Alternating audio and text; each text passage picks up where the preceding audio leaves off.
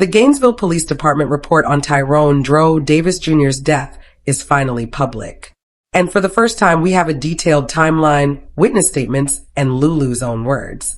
But instead of bringing clarity, the report raises more questions than answers. A case labeled non-criminal and sick/injured person contains facts that could support negligent homicide or reckless endangerment. And an audio recording has surfaced, Lulu talking to Tyrone's sister, where she admits she didn't even know he fell. This isn't about taking sides. It's about following the evidence. And right now, the evidence points to a system that may have failed Dro from the very beginning. Before we break it down, this is True Crime Unraveled. To everyone watching, commenting, and sharing, we see you. And to our super thanks gifters, you keep us going. Thank you. The incident report is labeled sick/injured person, non-criminal. But the narrative tells a different story. A couple arguing inside a moving vehicle. The driver admits she was distracted, turned the music louder, may have braked or accelerated. The passenger opens the door and exits during a U-turn. He's found unconscious in the roadway with a fractured skull, brain swelling, and abrasions. He later dies. Under Florida law, actions demonstrating reckless disregard for human life, like distracted driving during an argument, failing to stop when a passenger opens the door, can constitute criminal negligence. Yet GPD never upgraded the classification. That misclassification early on limited the investigative scope, affected evidence preservation, and may have prevented a proper prosecutorial review. The report also admits the black box was never pulled. They only extracted the infotainment center, which gave past addresses but no speed, braking, or door data. Critical evidence is missing, and the medical examiner's determination of accidental relies on an incomplete investigation. An audio recording has surfaced. Lulu is speaking with Tyrone's sister. The audio is shaky, but the words are clear. Lulu says, "I didn't know he fell." She explains that after he got out, she kept driving to a gas station because that's what they always do during arguments. She says he jumps out of the car often. She waited, then saw emergency vehicles and went back. The sister presses, "So you left after he fell out the car?" Lulu replies, "He got out for space. I didn't know he fell." The sister asks why she didn't stop and turn around. Lulu says it happened so fast, and they always separate to cool down. Then the sister asks, "Why were you driving?" That's odd. Lulu doesn't answer directly. The call ends with the sister saying, "You left my brother." Lulu responds, "Ain't no way in hell I would have left Tyrone. You know I wouldn't have." So I kept going to platforms this way. Taking like the gas station right up the street. Like when you were a block or whatever it was up the street. So it get to be a couple minutes or whatnot. And I'm like, damn, I don't think he really cared. So I start, pulling up a little bit. Gas station to see the street, all of a sudden I see a whole bunch of everything headed the direction. But I see a new U-turn. I'm like, fuck, she said the turn ahead. So I can't think. So I hurry up to pull up into a U-turn. I don't know if he smelled. He stepped off. He got out of the car. He stepped back in the falling. I have no idea. The person, the witness, who saw him, she said he was on the ground. She saw him at the ground. So she automatically called the police. And she was a nurse, so she started right there at the end. It's time to happen so quick. Every time. Oh, wait, so you left him after he fell out the car?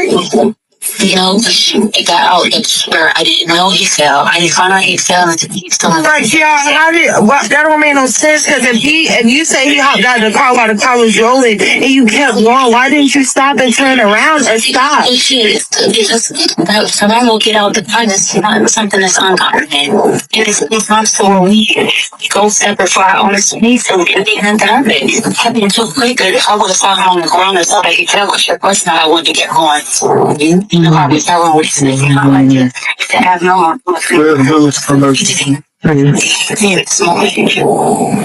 This is Tyrone's father.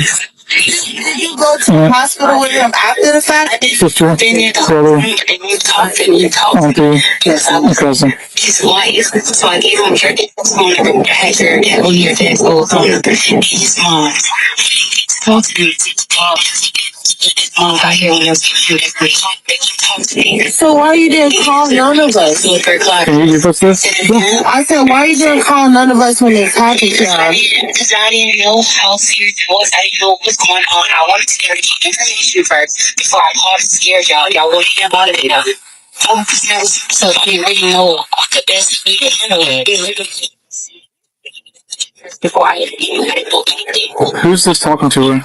Wait, Oh, okay, that's you. Okay, so I'm just trying to get this story So right. this is your phone, Yeah. and someone else is recording. How fast were you going, PR, went to the point where he's in this state? Like, how fast were you going? And why were you driving and he wasn't driving? She put me on mute.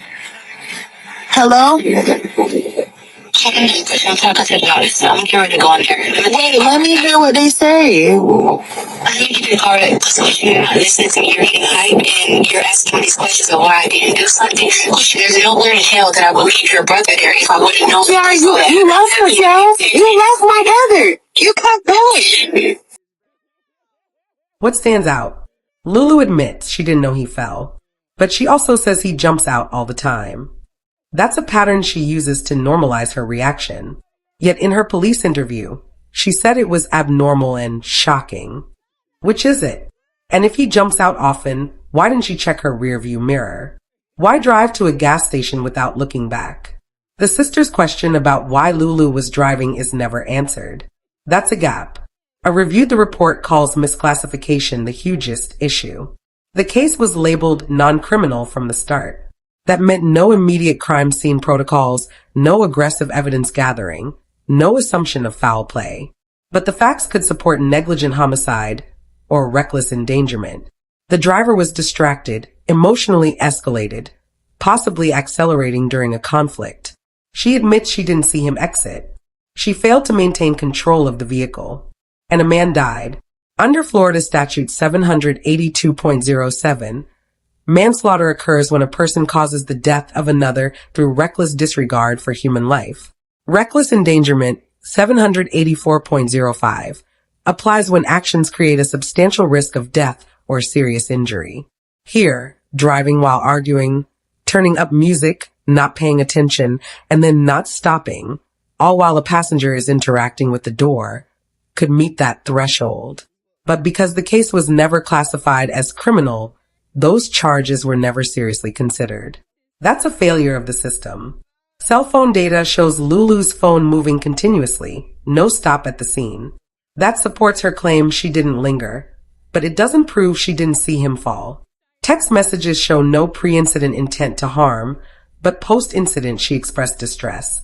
That's not exculpatory, it's human emotion. Witnesses saw the aftermath, not the exit. No one saw Tyrone jump or fall. The homeless witness gave hearsay, not direct observation. Financial motive, $250,000, was allegedly transferred from Tyrone's accounts. The investigator said it was outside his jurisdiction and didn't pursue it. That's a major gap. So where does this leave us? The report gives Lulu's version, but it's inconsistent. She says he jumps out often, but also says it was abnormal. She says she didn't know he fell, but she didn't look back. She says she drove to wait for him, but why not stop immediately?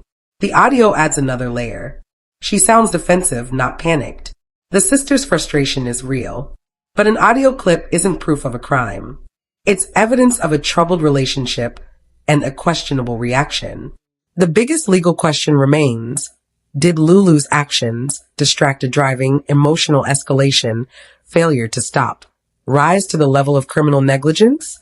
Or was Tyrone's own decision to jump the sole cause of his death?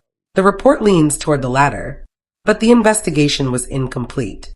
No black box, no biomechanical analysis, no full motive probe, and the early misclassification poisoned the entire process. So I'll leave you with questions, not conclusions. If a driver admits she wasn't paying attention, that she may have accelerated, and that she didn't see a passenger exit, Should that be investigated as potential reckless endangerment? If a case involves a death, a moving vehicle, and conflicting statements, should it ever be labeled non-criminal from the start? And why was the $250,000 financial transfer never investigated? The family is still fighting. The records are still incomplete. And Dro's children are still without answers. This is True Crime Unraveled. The report is out, but the truth isn't. Keep sharing, keep asking questions, and keep pressuring for a full, unbiased investigation. Drop your thoughts in the comments. We read every single one. Justice for Dro.